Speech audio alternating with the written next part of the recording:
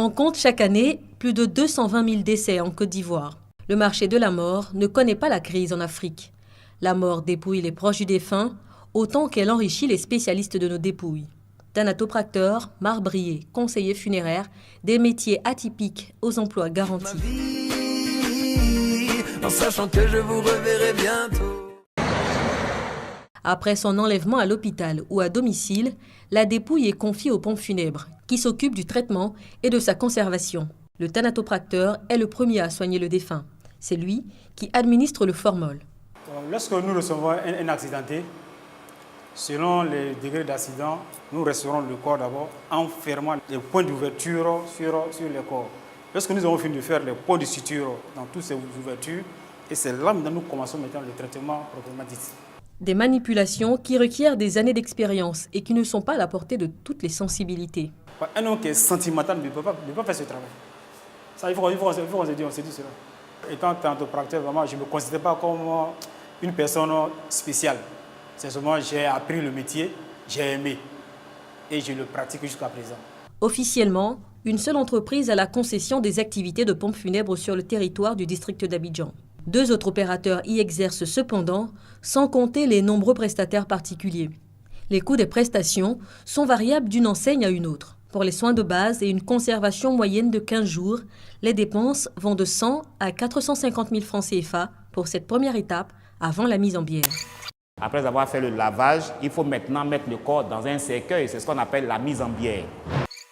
C'est une des étapes qui plombe la douloureuse. Entre l'habillage, la manutention et le cercueil, surtout, les prix peuvent se chiffrer en millions de francs CFA. De quoi augmenter la peine des proches qui, à cette étape, ne pleurent pas que leur défunt. La plupart ne savent plus où donner de la tête. Et c'est là qu'intervient le conseiller funéraire. Parce que dans les 2 jours, ça doit être livré, il va vous assurer qu'il aura des petits cercueils. Tout compte fait, vous allez avoir une remise sur les différentes prestations que vous allez avoir. Dans le business de la mort, on parle aussi de stratégie commerciale, de marketing, et on ne s'embarrasse pas de tabou. Ça reste du business. Le parent arrive, il a besoin de nous, il a les moyens pour enterrer sa maman. Ce ne serait pas, par exemple, ce type de cercueil que vous voyez aujourd'hui. Ça sera dans un autre gabarit de cercueil que nous allons lui proposer. Ça sera dans une salle VIP que nous allons lui proposer.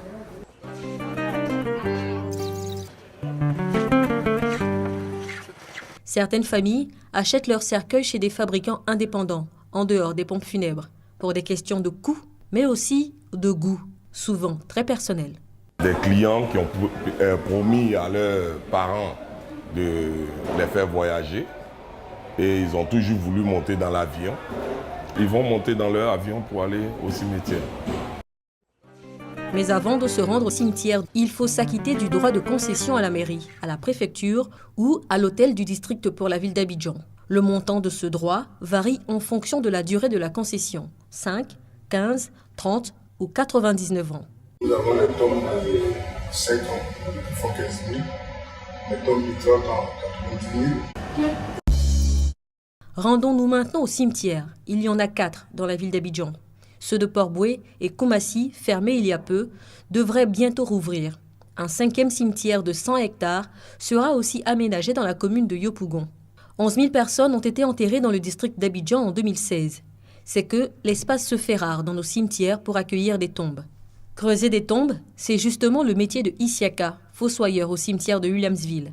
La tradition lui interdit de parler quand il creuse une tombe, sous peine d'y rester. Par jour, je peux creuser jusqu'à 5 tombes. Cela fait plus de 10 ans qu'il est à ce poste. Il ne prête plus attention aux histoires de revenants qui nourrissent la psychose autour du cimetière de Williamsville. Les morts sont morts. Voilà. Donc, l'esprit est là, mais ça ne veut pas dire que, non, que le revenant est là, que tu vas chaque moment causer avec lui. Non. Il ne faut pas avoir peur parce que tu es venu, tu vas repartir.